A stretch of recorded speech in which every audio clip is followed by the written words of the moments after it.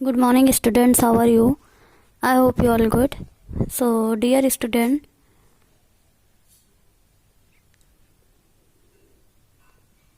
आज मैं आपको हिंदी व्याकरण पढ़ाऊंगी। जैसा कि मैं आपको बताती हूँ कि आपको 2-3 वीडियो में आपको मोरल नहीं मिला होगा, मोरल नहीं बताता, उसके लिए सॉरी, लेकिन आपको मोरल मैंने वर्क वगैरह में बताया हुआ है, तो मैं आपको वो कॉपी दे दूँगी। ठीक है, आज मैं आपको हिंदी व्याकरण पढ़ाऊंगी और हिंदी व्याकरण में से पहले मैंने आपको मुहावरा बताया हुआ था। आज मैं आपको अध्याय 16 पढ़ाऊंगी, यानी अध्याय 16 जो है विराम चिन्ह।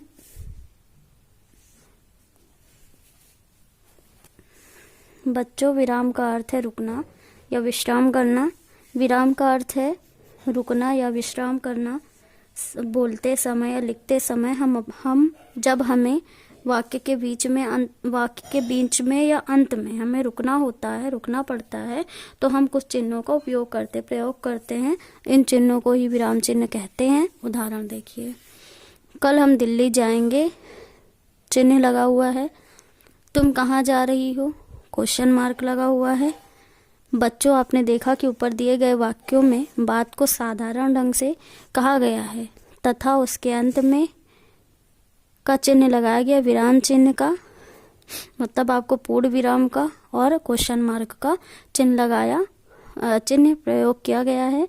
ये चिन्ह ही विराम चिन्ह है। अतः वाक्यों में विभिन्न भावों को स्पष्ट करने के लिए जिन चिन्हों का प्रयोग किया जाता है उन्हें विराम चिन्ह कहते हैं। प्रमुख विराम चिन्ह, कुछ विराम चिन्ह इस प्रकार है। पहला है पूर्ण विराम। पूर्ण विराम यानी पूरी तरीके से जब वाक्य आपका पूरा हो जाता है तो यह चिन्ह लगता है। इस चिन्ह का प्रयोग तब किया जाता है जब वाक्य पूर्ण हो जाता है। मैंने अभी वही बोला कि जब वाक्य पूर्ण हो जाता है यानी वाक्य पूरा हो जाता है तो यह चिन्ह लगता है, और इसे पूर्ण विराम कहते हैं क्योंकि वाक्य को पूरा करने के बाद इस चिन्ह का उपयोग किया जाता है। राजन अच्छा लड़का है, पूर्ण विराम। हम कल दिल्ली गए थे, पूर्ण विराम, यानी ये वाक्य पूरा हो चुका है, इनकी बात पूरी हो चुकी है, इस वजह से यह पूर्ण विराम का चिन्ह लग रहा। कोई डाउट होता, क्वेश्चन मार्क होता, कोई क्वेश्चन किया जाता, क्वेश्चन मार्क होता, कोई ऐसी बात होती जिनसे अभी बात पूरी नहीं हुई है, अदर चिन्ह होता। बहुत सारे चिन्ह हैं, अभी आप पढ़ेंगे इसमें। ठीक है, तो इसलिए पूर्ण विराम का चिन्ह लगाया गया है क्योंकि यह बात पूरी हो चुकी है। राजन अच्छा लड़का है, यह वाक्य पूरा है। हम कल दिल्ली गए थे, यह भी वाक्य पूरा है, तो इस वजह से इसमें चिन्ह पूर्ण विराम का लगाया गया है। दूसरा है अल्प विराम। अल्प विराम का चिन्ह आपने देख लिया होगा बुक में कि ऐसा होता है।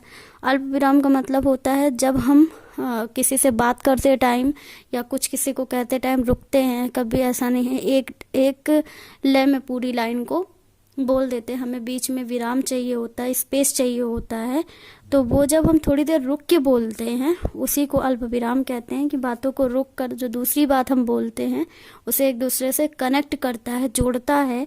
जब हम वाक्य में थोड़ी देर के लिए रुकते हैं तब इस चिन्ह का प्रयोग किया जाता है।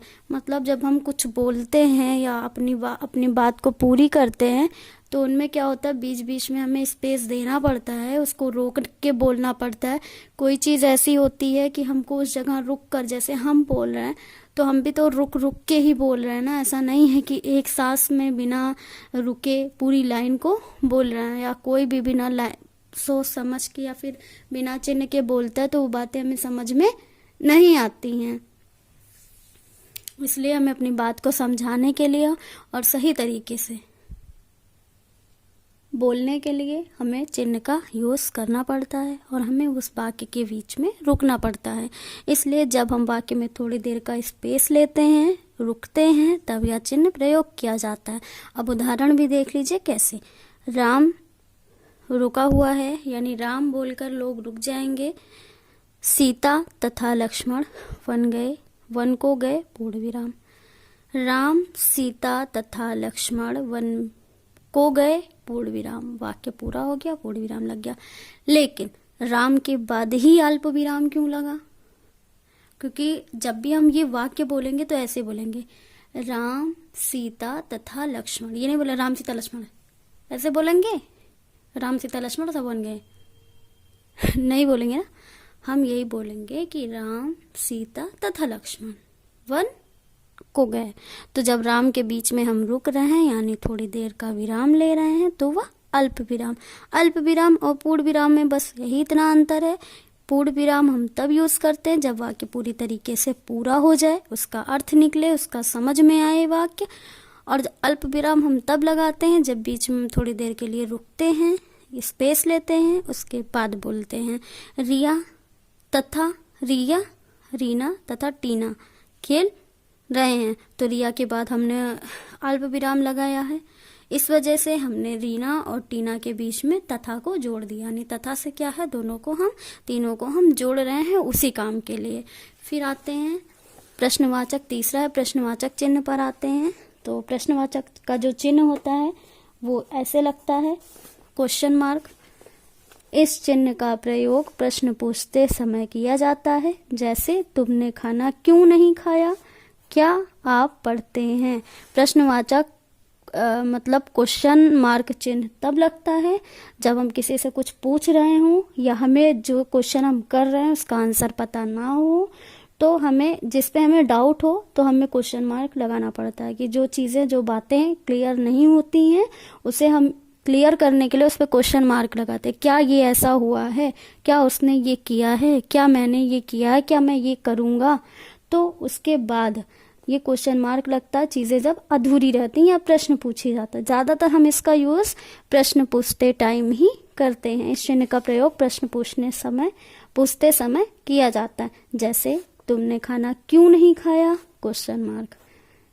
क्या आप पढ़ते हैं, क्वेश्चन मार्क। अब जब क्वेश्चन मार्क लगाना है तो हम किसी से क्लियर बात करने के टाइम पे ये क्वेश्चन मार्क नहीं लगा सकते हैं। अगर हमें यहाँ पता होता तुमने खाना खा लिया है, तुमने खाना इसलिए नहीं खाया है, या तुमने खाना इसलिए नहीं खाया क्योंकि तुम्हें भूख नहीं थी, तो ये जब सारे क्वेश्चन बोलेंगे या लिखेंगे तो हम पूर्ण विराम का चिन्ह लगाएंगे, क्योंकि इसका मतलब और इसका आंसर हमें पता होगा। इस वजह से हम पूर्ण विराम लगा के अपने वाक्य को पूरा करेंगे। लेकिन यहाँ पे डाउट है और यहाँ पे हम क्वेश्चन पूछ रहे हैं कि तुमने खाना क्यों नहीं खाया। क्यों लगने की वजह कि हमें पता नहीं है कि तुमने खाना क्यों नहीं खाया। अब इसका आंसर जो देगा या जिससे क्वेश्चन किया जा रहा तो यह बोलेगा कि मैंने खाना इसलिए नहीं खाया क्योंकि मुझे भूख नहीं थी। उसके बाद पूर्ण विराम लगा देगा, क्वेश्चन का आंसर पूरा। बात यही है कि क्वेश्चन आंसर लगा मतलब वह प्रश्न पूछ रहा है, उससे क्लियर नहीं है बातें, इस वजह से वो क्वेश्चन मार्क लगा के क्वेश्चन कर रहा है। क्या आप पढ़ते हैं, उसने क्वेश्चन पूछा क्या आप पढ़ते हैं, तो ये जब मार्क आए मतलब क्वेश्चन पूछने के लिए इस चिन्ह का प्रयोग किया जा रहा है। चौथा है विस्मयादि बोधक चिन्ह। विस्मयादि बोधक चिन्ह ऐसे लगता है, इस चिन्ह का प्रयोग मन के भाव को प्रसन्न करने, मन के भाव को बताने के लिए यानी उसको दर्शाने के लिए यूज किया जाता है। जैसे कि कोई खुशी हो, कोई आश्चर्य हो, कोई शोक हो, कोई प्रशंसा हो आदि को दर्शाने के लिए किया जाता है। जैसे कि ये चिन्ह हम तब लगाते हैं जब कोई ऐसी न्यूज़ होती है जो हमें सडनली मिले तो हम इसका यूज करते हैं। जब हमें खुशी का हर्ष मतलब खुशी का होता है ना, कि हैप्पीनेस का हमें कोई न्यूज़ मिले या हैप्पीनेस की कोई बात पता चले, तो वही है। अगर हर्ष का कुछ पता चलता तो भी हम इस चिन्ह को लगाते हैं। अगर हमें अचानक की कोई बात पता चलती है, आश्चर्य होने वाली कोई बात पता चलती है तो हम ये लगाते हैं। शोक के लिए हम इस चिन्ह का उपयोग करते हैं। शोक यानी जब कोई दुर्घटना होती है या कोई बैड न्यूज़ रहती है वो हमें मिलती है, जैसे हमें दुख होता है, हम दुखी होते हैं, वो न्यूज़ मिले तो हम इस चिन्ह का प्रयोग करते हैं उस चीज़ को बोलने के लिए। या प्रशंसा यानी हैप्पीनेस की, हमें खुशी की न्यूज़ मिले तो हम उसके लिए उस चिन्ह का उपयोग करते हैं। तो यहाँ पे क्या है कि मन की जो भाव है यानी खुशी के, गम के, अचानक के, शोक के और प्रसन्नता के, बहुत सारे ऐसे गुण हैं जो हमारे अंदर से, जो हमारे भाव में होता है जब वो चीज़ें हमारे सामने होती हैं, वो बातें हमारे सामने होती हैं, तो हम इन चिन्ह का प्रयोग करते। और करते कैसे हैं ये बुक में देखिए।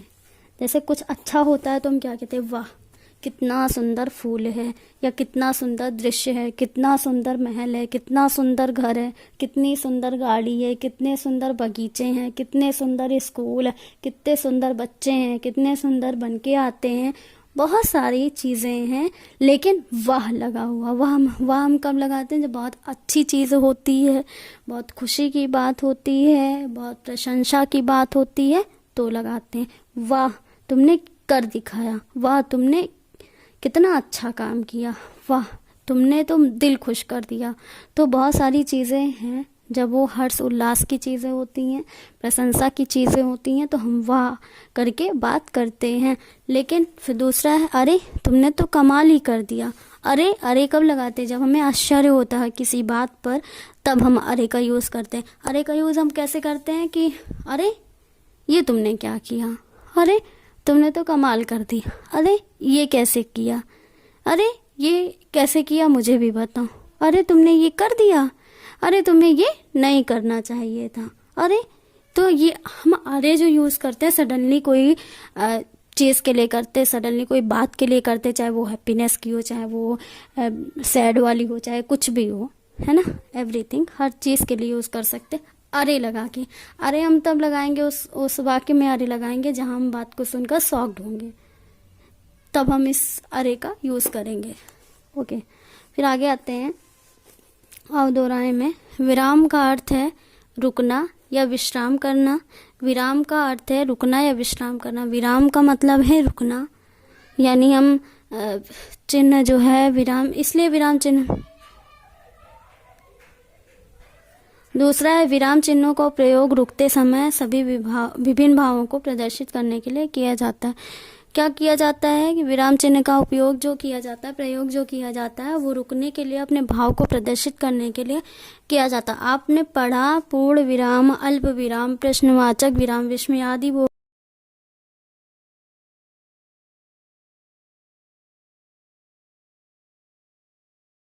है ना। तो आपने 4 पढ़ा हुआ है, और ये सारे जो हैं विराम चिन्ह हैं। और विराम चिन्ह में चारों चीज़ों की अलग अलग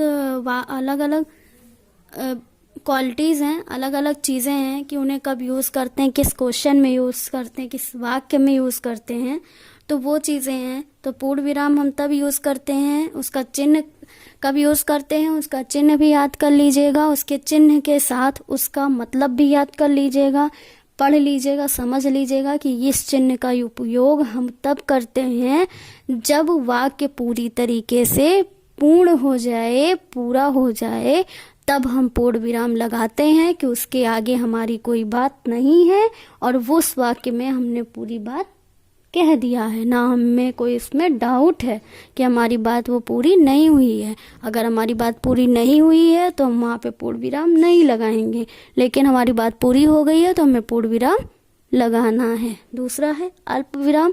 मैंने अल्प विराम भी आपको बताया, चिन्ह भी अच्छी तरीके से आप देख लीजिएगा, समझ लीजिएगा कि चिन्ह कैसा होता है।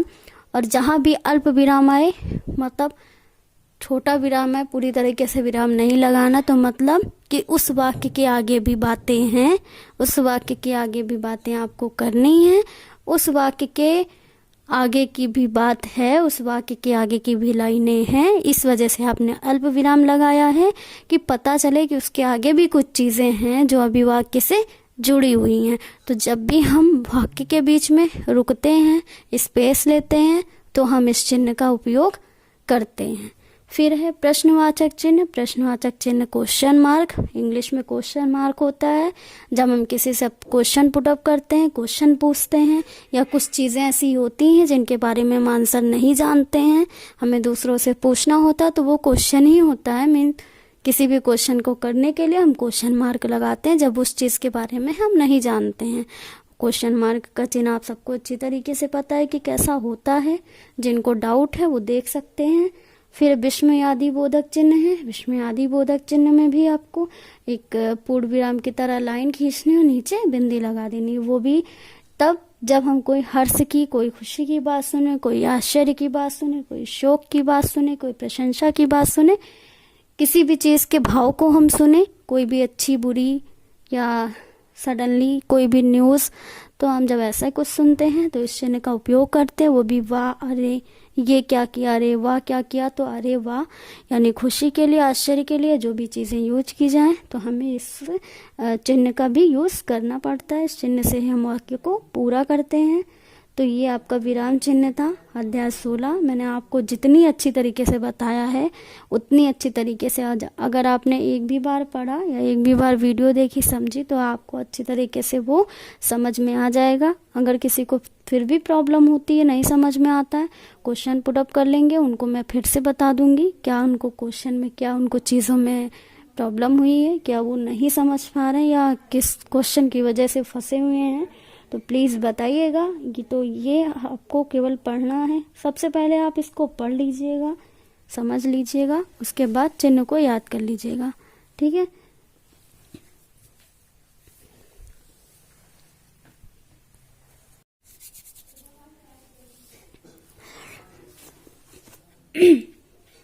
विराम चिन्ह किसे कहते हैं? विराम का अर्थ है विश्राम, रुकना। तो पहले आपको विराम का अर्थ है रुकना, यहाँ तक कर लीजिएगा। ये पहले का आंसर है। उसके बाद इसको करने के बाद आपको पूर्ण विराम नहीं लगाना, यहाँ अल्प विराम लगाइएगा क्योंकि आगे इसके और आंसर है। फिर यहाँ लिखिएगा वाक्यों में विभिन्न भावों को स्पष्ट करने के लिए जिन चिन्हों का प्रयोग किया जाता है उन्हें विराम चिन्ह कहते हैं, क्योंकि यहाँ विराम चिन्ह पूछा गया है ना। तो विराम का अर्थ पहले आपको बताना, उसके बाद किसे विराम चिन्ह कहते हैं ये लिखना। तो आपको विराम का अर्थ रुकना या विश्राम करना, फिर अल्प विराम का चिन्ह लगाना है। उसके बाद ये वाक्य से लिख के कहते हैं तक क्वेश्चन का आंसर करना है। दूसरा है प्रश्नवाचक चिन्ह का प्रयोग कब किया जाता है? तो प्रश्नवाचक का उपयोग आपको यहाँ पे आंसर होगा। इस चिन्ह का प्रयोग प्रश्न पूछते समय किया जाता है, जैसे तुमने खाना क्यों नहीं खाया, क्या आप पढ़ते हैं। यहाँ तक ये दूसरे का आंसर है। और तीसरे का आंसर मैं तीसरे क्वेश्चन भी बता दे रही हूँ आपको कि विस्मयादि बोधक और अल्प विराम, पूर्ण विराम आपको सब करना है। विस्मयादि बोधक चिन्ह का प्रयोग कब करते हैं, यहाँ पे क्वेश्चन भी लिख लीजिए आप, कब करते हैं। विस्मयादि चिन्ह, विस्मयादि बोधक चिन्ह का कब प्रयोग करते हैं, यहाँ लिख दीजिएगा आप। विस्मयादि बोधक चिन्ह का प्रयोग कब करते हैं? उत्तर है इस चिन्ह का प्रयोग मन के भाव, हर्ष, आश्चर्य, शोक, प्रशंसा आदि को दर्शाने के लिए करते हैं। ये तीसरा आंसर है। और इसका ये भी लिख लीजिएगा उदाहरण भी। फिर है पूर्ण विराम का प्रयोग कब करते हैं, क्वेश्चन मार्क। इसको भी चिन्ह भी आपको लगाना होगा, लगा लीजिएगा ना, वो चिन्ह मत लगाइएगा। इसका उत्तर है इस चिन्ह का प्रयोग तब किया जाता है जब वाक्य पूर्ण हो जाए। यहाँ तक चौथा क्वेश्चन है ना। फिर है पांचवा अल्प विराम का प्रयोग कब?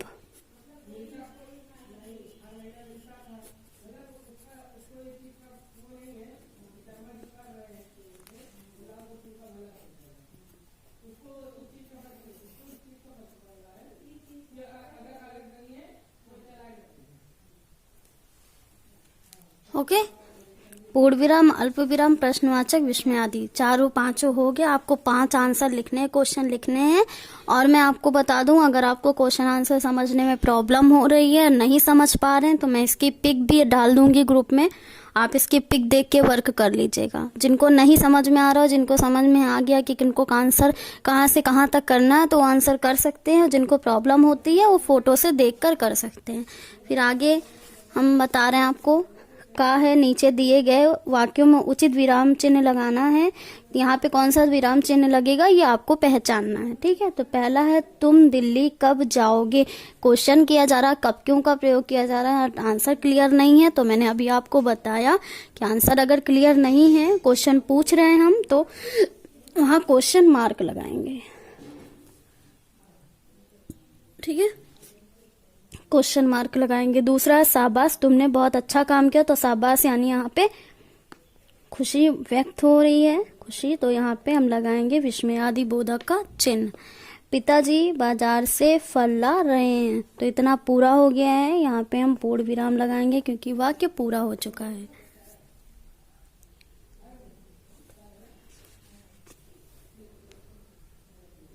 देख लीजिए आप लोग। तीसरा है पिताजी बाजार से फल लाए, पूरा हो गया। चौथा है नेहा आज कपड़े जूते खिलौने मिठाइयाँ खरीदेगी, तो नेहा आज कपड़े जूते मिठाइयाँ खरीदेगी, तो खरीदेगी बाद पूर्ण विराम। तो यहाँ लिखेंगे नेहा आज कपड़े के बाद रुकेंगे जूते खिलौने, जूते तथा खिलौने मिठाइयाँ खरीदेंगे, तो यहाँ पे कपड़े जूते खिलौने तथा मिठाइयाँ खरीदेंगी। फिर है रजत तुम कहाँ जा रहे हो, तो रजत तुम कहाँ जा रहे हो क्वेश्चन, यानी यहाँ पे क्वेश्चन मार्क होगा। तो ये भी पूरा आपको ये भी कॉपी में करना है, ये भी कॉपी में करना है, ठीक है। देख लीजिए आपको।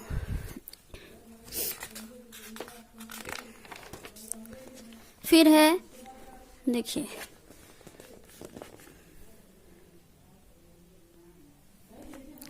खा है दिए गए चिन्हों को उनके नाम के साथ मिलान करना। अब चिन्ह को पहचानना, उनके नाम के साथ मिलान करना। तो अल्प विराम का चिन्ह बापे है, यहाँ लगाएंगे। प्रश्नवाचक जो है सापे है, विस्मयादि बोधक दापे है और पूर्ण विराम आपे है। कॉपी बुक दोनों में करना है इसको, ठीक है। फिर है खेल खेल में दिए गए गद्यांश में उचित विराम चिन्ह को लगाना है। तो आपको कहाँ पे क्या चिन्ह लगाना है ये इसमें देखना है ना।